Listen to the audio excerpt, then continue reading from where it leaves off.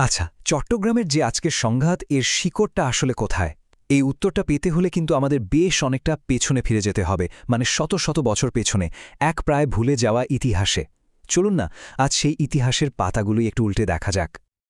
পার্বত্য চট্টগ্রাম নামটা শুনলেই কি চোখে ভাসে? সবুজ পাহাড়, আঁকা-বাঁকা নদী, তাই না? দেখতে যতটা সুন্দর, যতটা মন ভরায়, এর ইতিহাসটা কিন্তু ঠিক ততটাই সহিংসতা আর দ্বন্দ্বে ভরা।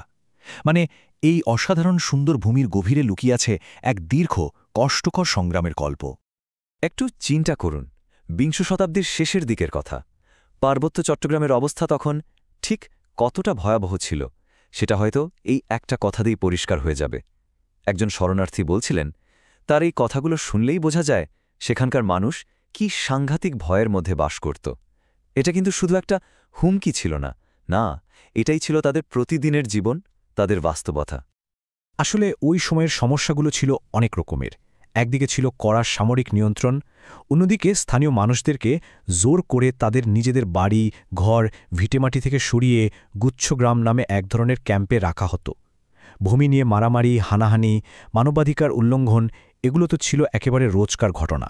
আর তার উপর সরকারিভাবে নিয়ে আসা হচ্ছিল নতুন বসতি স্থাপনকারী, যা পুরো পরিস্থিতিকে আরও অনেক বেশি জটিল করে তুলেছিল। কিন্তু আসল প্রশ্নটা হলো, এই যে এত সহিংসতা, এত সংঘাত, এর শুরুটা ঠিক কোথায়? এই যে একটা চক্র, এটা কি হুট করে তৈরি হয়েছে, নাকি এর শেকড়টা আরও অনেক অনেক গভীরে পোতা?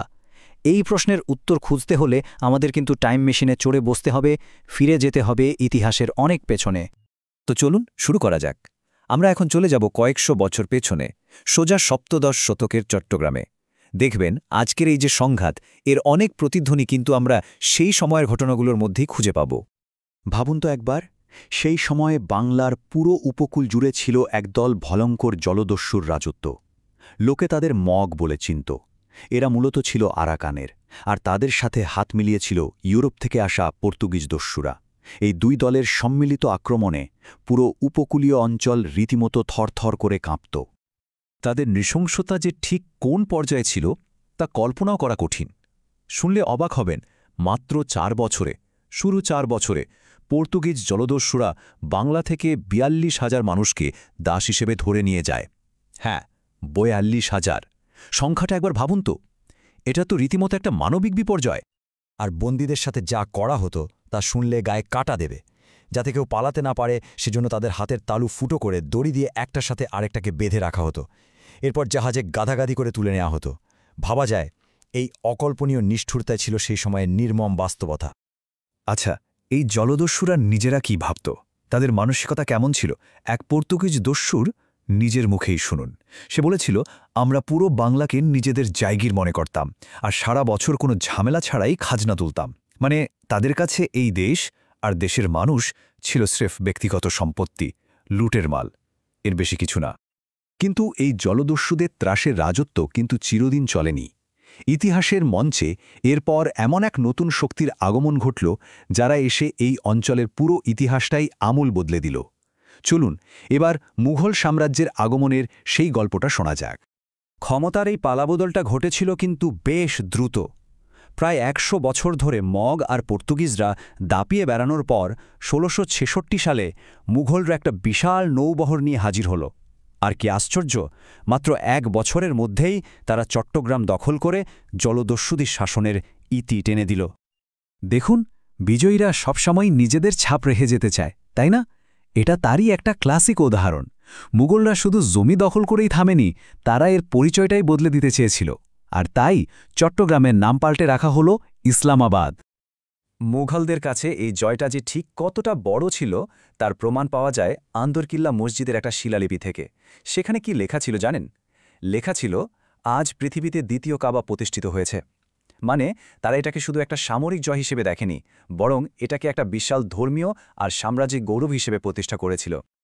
তো এতক্ষণ আমরা সপ্তদশ শতকের জলদস্যু আর মুঘলদের গল্প শুনলাম, কিন্তু এর সাথে আজকের পার্বত্য চট্টগ্রামের সম্পর্কটা ঠিক কোথায়? চলুন এবার এই দুটো সময়ের মধ্যে সংযোগগুলো একটু খুঁজে বের করার চেষ্টা করা যাক। অতীত আর বর্তমানের মিলগুলো দেখলে সত্যি অবাক হতে হয়। দেখুন, সপ্তদশ শতকে ছিল জোর করে অপহরণ আর দাস বানানো, আর বিংশ শতকে সেটারই নতুন রূপ হল গুচ্ছগ্রামে স্থানান্তর।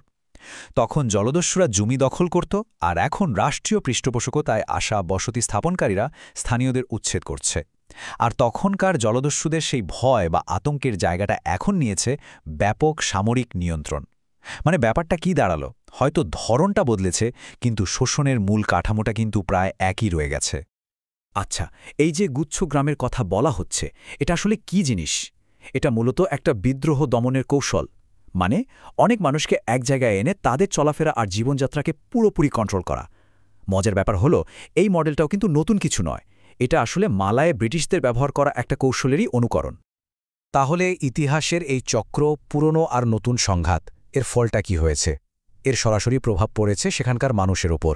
আদিবাসীরা তাদের নিজেদের জমির অধিকার হারিয়েছে, তাদের বাধ্য করা হয়েছে বাইরের কর্তৃপক্ষের উপর নির্ভর করে থাকতে।